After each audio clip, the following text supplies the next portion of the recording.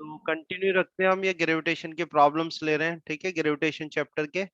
Question number 18 है हमारे पास। A ball thrown up vertically returns to the thrower after 6 second, then find the velocity with which it was thrown up, the maximum height it reaches and its position after 4 second. तो ये points हमें निकालने हैं। First of all तो इसका एक diagram draw कर लेते हैं हम। जैसे कि मान लो थ्रोअर ने इसको बॉल को थ्रो करा, ठीक है, थ्रो करा तो ये इसने अपनी ये मैक्सिमम हाइट अचीव कर ली, ठीक है। तो थ्रो करा था, थ्रोइंग पॉइंट अपन ए ले लेते हैं, और जो मैक्सिमम हाइट अचीव करी है उस पॉइंट को अपन ले लेते हैं बी। तो आप जानते हैं, देखो ये क्या कह रहा है, ball is thrown up vertically returns to the thrower thrower after 6 second. यानी ऊपर गई, ए से बी तक गई और वापस बी से ए तक आ गई 6 सेकंड में। तो जो टाइम होगा उसको हम क्या बोलेंगे, टाइम ऑफ फ्लाइट, ठीक है। ये जो टाइम होता है इसको क्या बोलते हैं अपन, टाइम ऑफ फ्लाइट, ठीक है। तो आपको यहाँ पर क्या दे रखा है, टाइम ऑफ फ्लाइट दे रखा है, ठीक है। और टाइम ऑफ फ्लाइट कितना है, time of flight, time of flight को कैपिटल टी से दिखाते हैं अपन, डिनोट करते हैं, और कितना देखा है, 6 सेकंड दे रखा है। अब टाइम ऑफ फ्लाइट आप जानते हो 2t के बराबर होता है। इसमें स्मॉल टी क्या है, इसने जो मैक्सिमम हाइट अचीव करी है अपनी ए से बी तक जाने में, जो टाइम लगा है वो है, और वापस आने में भी टी टाइम लगेगा, ठीक है। तो टाइम ऑफ फ्लाइट कितना हो गया, 2t हो गया, है ना। अब कैपिटल टी आपको 6 दे रखा है, ये 2t हो गया, तो t इज इक्वल टू आपके पास यहाँ से कितना आ जाएगा, 3 सेकेंड। तो 3 सेकेंड है क्या, what is the 3 second, 3 second is a time taken by this ball to achieve the maximum height, ठीक है। What is small t, small t is a time taken time taken by a ball time taken by a ball to achieve maximum height, ठीक है, to achieve maximum height. तो maximum height achieve करने में जो उसको time लगा है वो टाइम कितना है, स्मॉल टी यानी कि 3 सेकेंड है, ठीक है। आगे देखें, फर्स्ट क्या करें, the velocity with which it was thrown up, कितनी वेलोसिटी उसको अपवर्ड थ्रो करा है ये फाइंड आउट करना है सबसे पहले हमें, ठीक है। ऊपर कितनी वेलोसिटी से उसको थ्रो करा है। तो कैसे फाइंड आउट कर सकते हैं हम, first point A point find out करना चाहते हैं। ए पॉइंट हमसे कह रहे हैं कि कितनी मान लो यू वेलोसिटी से उसको थ्रो करा है, कितनी वेलोसिटी से थ्रो करा है, यू वेलोसिटी से अपवर्ड थ्रो करा है। तो जब वो अपनी मैक्सिमम हाइट अचीव कर लेगा तो मैक्सिमम हाइट पर उसकी वेलोसिटी कितनी जाएगी, 0। और आपके पास टाइम भी है ना। तो हम फर्स्ट इक्वेशन ऑफ मोशन लगा दें। फर्स्ट इक्वेशन ऑफ मोशन क्या है, v is equal to u plus a t, ठीक है, क्या है, v is equal to u plus a t. और हम मोशन कैसे ले रहे हैं, ए टू बी, ए से लेके बी का मोशन ले रहे हैं। तो ए टू बी जब आप अपवर्ड जाओगे तो एक्सेलरेशन कितना लोगे, प्लस जी या माइनस जी। अपवर्ड जाएंगे तो एक्सेलरेशन जो होगा प्लस जी होगा या माइनस जी होगा, बोलो। सर माइनस प्लस, जी, अरे सर अपवर्ड, माइनस। ऊपर माइनस जी जाएंगे तो होगा, माइनस जी होगा। माइनस जी होगा, ठीक है। तो ये माइनस जी आ जाएगा और ये टी आ जाएगा। फाइनल वेलोसिटी तो जीरो है।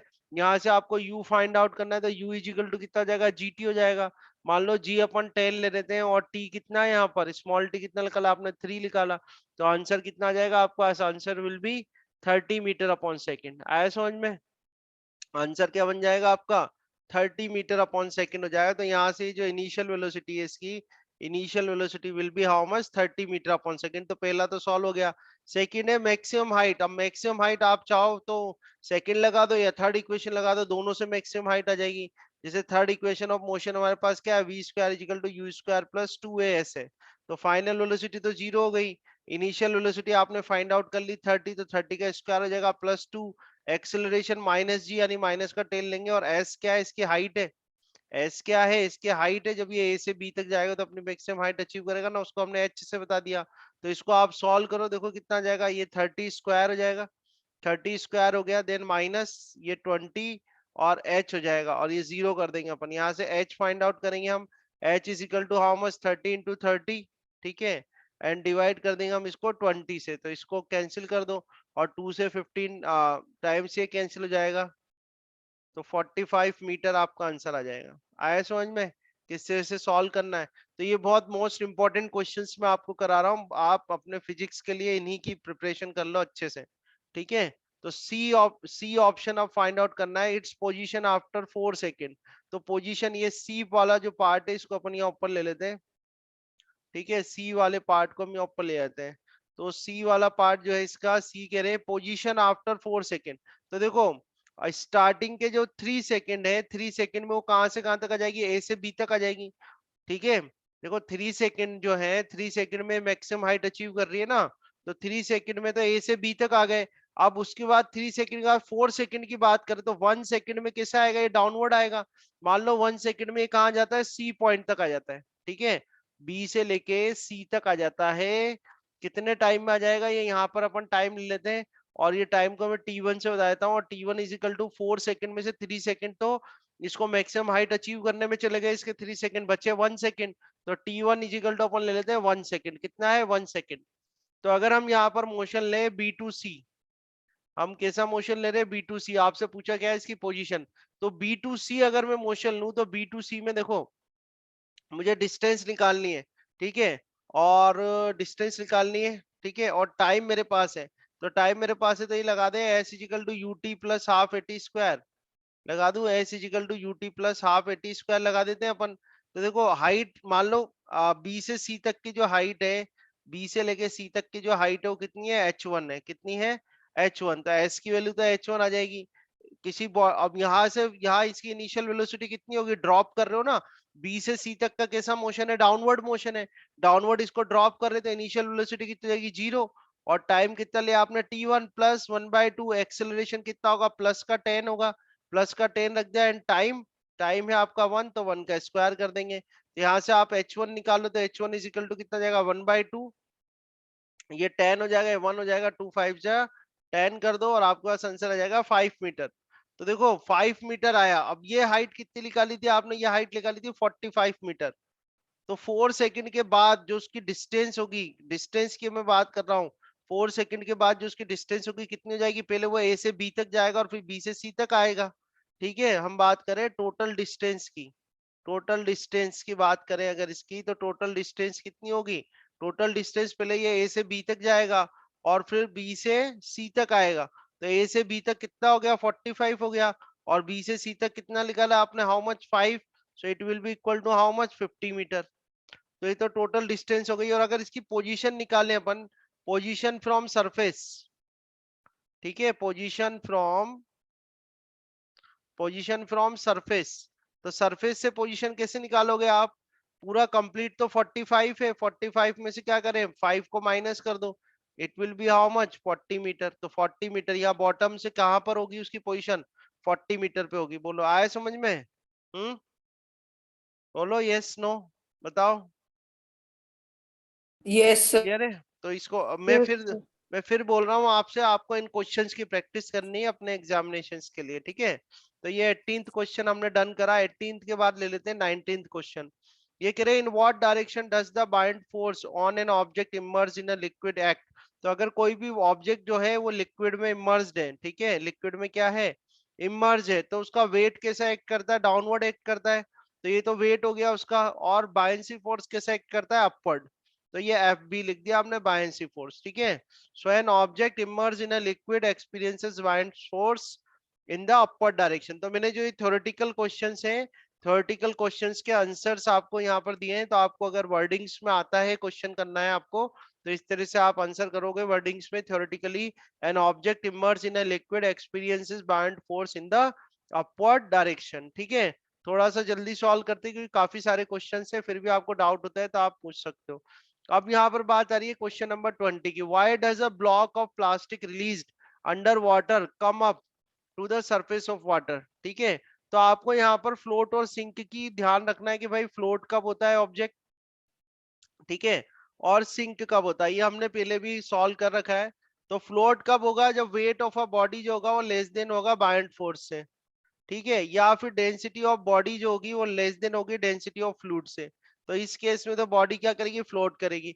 सिंक कब होगी, जब wait of a body is greater than होगा बायंसी फोर्स से। ठीक है, और क्या होगा, डेंसिटी ऑफ अ बॉडी जो है वो ज्यादा होगी डेंसिटी ऑफ फ्लूइड से, जिसमें कि ऑब्जेक्ट को आपने इमर्ज किया है। तो ये कंडीशन है आपके पास। तो ये कंडीशन आपको हमेशा ध्यान रखनी है फ्लोट और सिंक की। बाकी थ्योरेटिकली आप आंसर कर सकते हैं कि two forces act on object immerse in water. One is the gravitational force which pulls the object downwards, clear है एकदम, and the other is the buoyant force which pushes the object in upward. तो ये बात करें कि plastic का मग के ऊपर आ जाता है, प्लास्टिक का मग ऑब्वियसली इसलिए ऊपर आ जाएगा क्योंकि उसपे जो बायन्स फोर्स है वो उसके वेट से ज्यादा होगा. Buoyant force is greater than its weight, so that it will come up. Okay, so you can see here, if the upward buoyant force is greater than the downward gravitational force, then the object comes up to the surface of the water as soon as it released within the water. Due to this reason, a block of plastic released underwater comes up to the surface of the water. Okay, so when this kind of question come, the concept is here, but you have to write your answer. So that I just provided you this thing. You just read out and try to write the answer like this, है ना. Concept तो यहाँ पे मैंने बता दिया है. Question number 21 की बात करते हैं हम यहाँ पर. क्वेश्चन नंबर 21 क्या है? तो क्वेश्चन नंबर 21 देखते हैं. देखो आप, question of the volume of 50 ग्राम. तो 50 ग्राम मतलब आपको मास गिवन है यहाँ पर. ठीक है, मास गिवन है. तो मास कितना कर देंगे आप? 50 ग्राम कर देंगे. मास 50 ग्राम कर दिया. So the volume of 50 gram of a substance is 20 centimetre cube. Volume आपको गिवन है. Volume is how much? 20 centimetre cube. Okay, if the density of the water is 1 ग्राम पर सेंटीमीटर क्यूब. तो आपको डेंसिटी ऑफ वाटर दिया हुआ है. Density of water is 1 ग्राम पर centimetre cube. Okay, then will the substance will float or sink. तो आप क्या निकालेंगे? डेंसिटी ऑफ दैट सब्सटेंस यानी डेंसिटी ऑफ अ बॉडी निकालेंगे. वो क्या हो जाएगा? Mass of a body divide by volume of a body. तो मास ऑफ अ बॉडी यानी मास ऑफ अ सब्सटेंस आपको कितना दिया हुआ है? 50 दिया हुआ है. और इसका वॉल्यूम कितना दिया आपको? 20 दिया हुआ है. ठीक है, इसको कैंसिल कर दोगे आप तो आपके पास आ जाएगा 2.5. 2.5 gram divide by centimetre cube. तो आप यहाँ देख सकते हैं कि जो डेंसिटी ऑफ अ बॉडी है वो ज्यादा है डेंसिटी ऑफ वाटर से, यानी कि जिस फ्लूइड में आप उसको इमर्स कर रहे हो. ठीक है, तो क्या हो जाएगा यहाँ पर? फ्लोट होगा या सिंक होगा? बोलो आंसर क्या बनेगा यहाँ पर? सिंक. सिंक क्योंकि फ्लोट, सिंक. सिंक क्योंकि डेंसिटी ऑफ द बॉडी क्या आ रही है? ज्यादा आ रही है डेंसिटी ऑफ वाटर से, so it will sink. Okay, now let's see the question number 22. Question number 22 लेते हैं अपन. देखो क्वेश्चन नंबर 22 में क्या है. सो द वॉल्यूम ऑफ अ 500 ग्राम. तो 500 ग्राम आपको मास गिवन है यहाँ पर. मास गिवन है. Mass is how much? 500 gram. 500 gram sealed packet, तो यानी मास ऑफ अ बॉडी आपको दिया हुआ है. ठीक है, 350. तो ये volume of a body given है आपको, it is equal to how much? 350 centimetre cube. ठीक है, विल द पैकेट फ्लोट और सिंक इन वाटर. तो आपको वाटर फ्लूइड क्या दिया हुआ है? वाटर. तो वाटर की डेंसिटी जो सीजीएस सिस्टम है उसमें कितनी होती है? 1 ग्राम पर सेंटीमीटर क्यूब. और ये सब सीजीएस सिस्टम ही दे रखा है आपको, सेंटीमीटर ग्राम में दे रखा है सब कुछ. ठीक है, तो आप क्या करोगे? डेंसिटी ऑफ अ बॉडी निकालोगे. तो डेंसिटी ऑफ अ बॉडी क्या हो जाएगा? Mass of a body divide by volume of a body. ठीक है, mass of a body is how much? 500 and volume of a body is how much? 350. तो इसको cancel कर लो आप. 5 से कर लेते हैं. ये 10 आ गया और 10/7 कर लो. कितना आ जाएगा? 1 से तो ज्यादा ही आएगा. ठीक है, 10/7 कर लेते हैं. 1.4 अराउंड आ जाएगा ये, gram divide by centimetre cube. तो आप देख सकते हैं यहाँ पर डेंसिटी ऑफ अ बॉडी जो है वो डेंसिटी ऑफ अ वाटर से ज्यादा आ रही है. तो ये जो पैकेट होगा ये क्या हो जाएगा? सिंक हो जाएगा. आया समझ में? नहीं आया? क्लियर है बात? आ रही है समझ में? तो फर्स्ट तो आ गया, सिंक हो जाएगा. What will be the mass of the water displaced bye this packet. ठीक है, तो अब आपको बताना है. ये तो इसका फर्स्ट आंसर आ गया.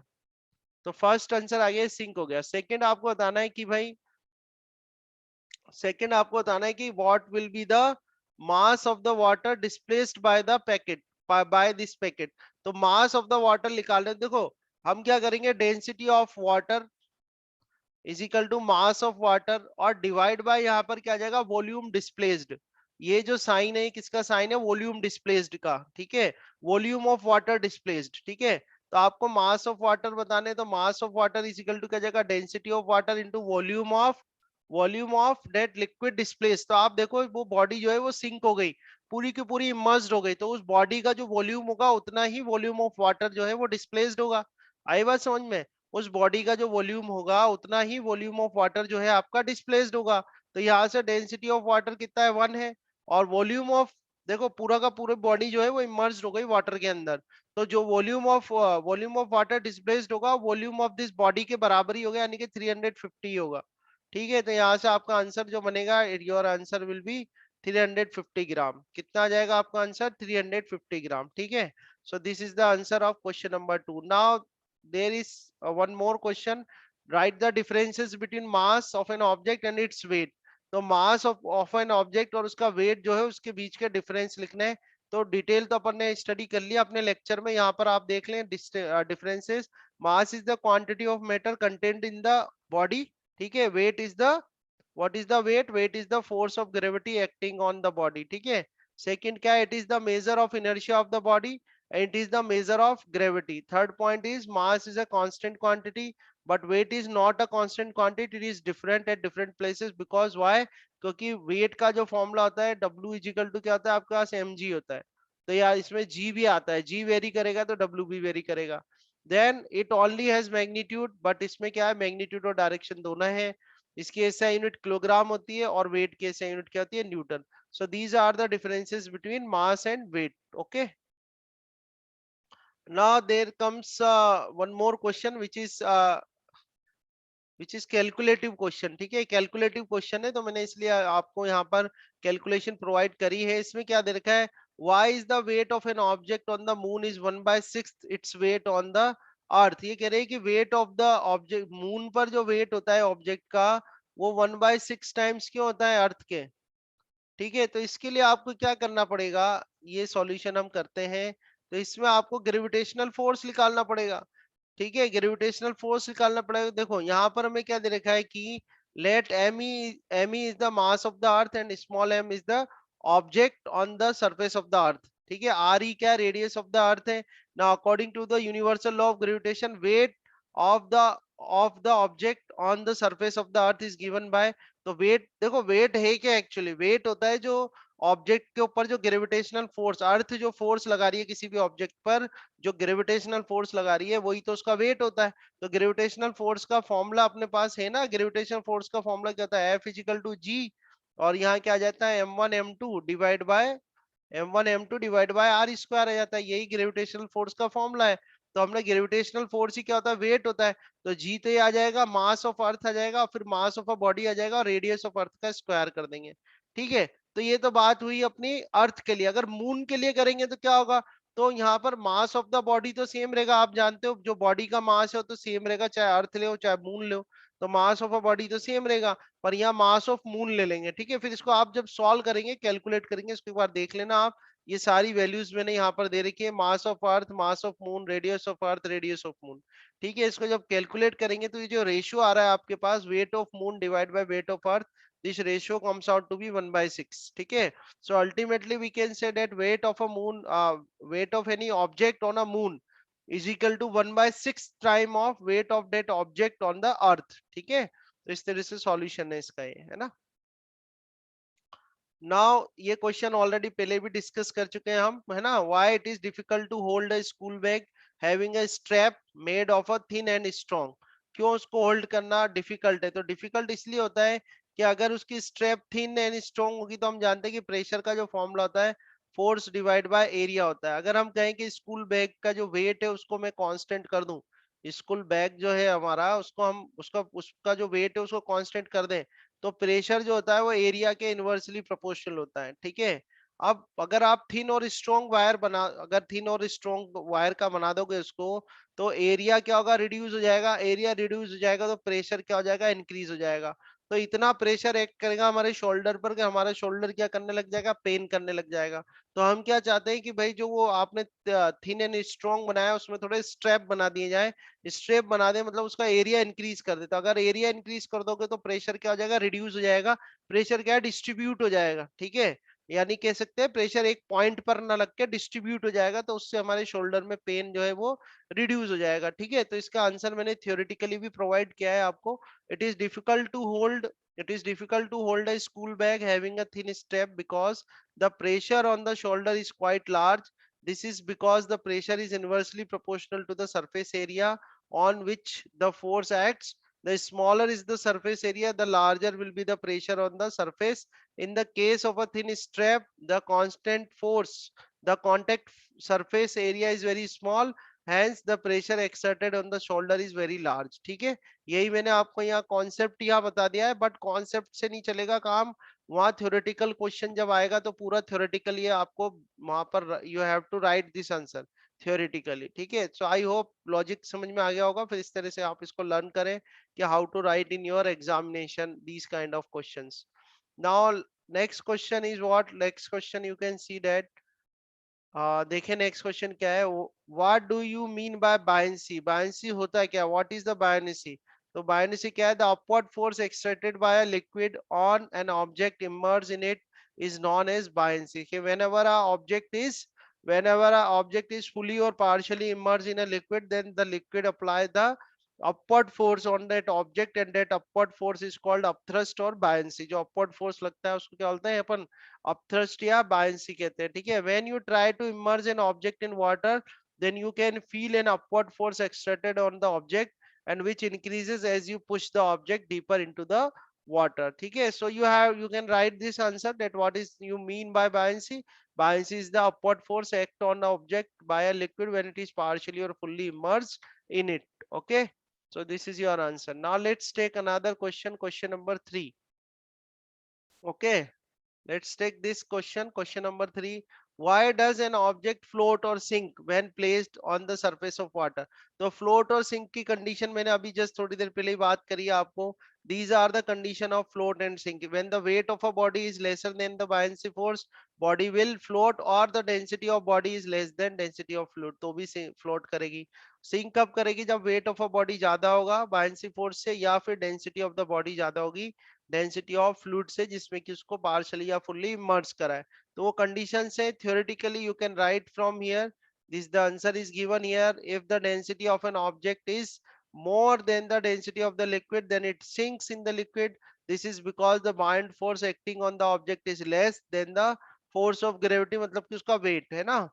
now on the other hand, if the density of the object is less than the density of the liquid, then it floats on the surface of the liquid, and this is because the buoyant force acting on the object is greater than the force of gravity। तो दोनों conditions में यहाँ पर भी write down कर देता हूँ ताकि आप ध्यान रखें। फ्लोट की जो कंडीशन है हमारे पास, फ्लोट की जो कंडीशन है, फ्लोट की कंडीशन में क्या होगा कि वेट ऑफ अ बॉडी जो होगा, वेट ऑफ अ बॉडी जो होगा लेसर देन होगा, ठीक है, बायनेंसी फोर्स से। Weight of a body is lesser than buoyancy force. तो ये, और दूसरी कंडीशन क्या है, डेंसिटी ऑफ द बॉडी जो होगी वो भी लेसर देन होगी डेंसिटी ऑफ फ्लूइड से, जिसमें भी उसको इमर्ज कर रहे हैं। और सिंक की जो कंडीशन है, सिंक की कंडीशन देख लें तो वेट ऑफ अ बॉडी जो होगा वो ग्रेटर देन होगा बायनेंसी फोर्स से। ठीक है, और दूसरी बात डेंसिटी ऑफ द बॉडी जो होगा इस केस में वो ग्रेटर देन होगा डेंसिटी ऑफ फ्लूइड से। ठीक है, डेंसिटी ऑफ द बॉडी जो होगा वो ग्रेटर देन होगा डेंसिटी ऑफ द फ्लूइड से। तो ये भी, ये किसकी कंडीशन है, सिंक की। ठीक है, इस तरह से आप आंसर कर सकते हो। नाउ क्वेश्चन नंबर 1, यहाँ पर एक क्वेश्चन दिया है, you find your mass to be 42 kilogram on a weighing machine, is your mass more or less then 42 kilogram. तो इन क्वेश्चंस को, इनके मैंने यहाँ पर आंसर भी दिए, इन क्वेश्चंस को आप अप्रोच करें तो थोड़ा सा ध्यान रखें किस तरह से इन क्वेश्चंस को करना है हमें। ठीक है, तो इनका आंसर जो बनाना है हमें किससे बनाना है, बायनेंसी फोर्स से बनाना है। ठीक है, इसका जो आंसर बनाएंगे अपन किससे बनाएंगे, बायनेंसी फोर्स से बनाएंगे, है ना। 1 सेकेंड।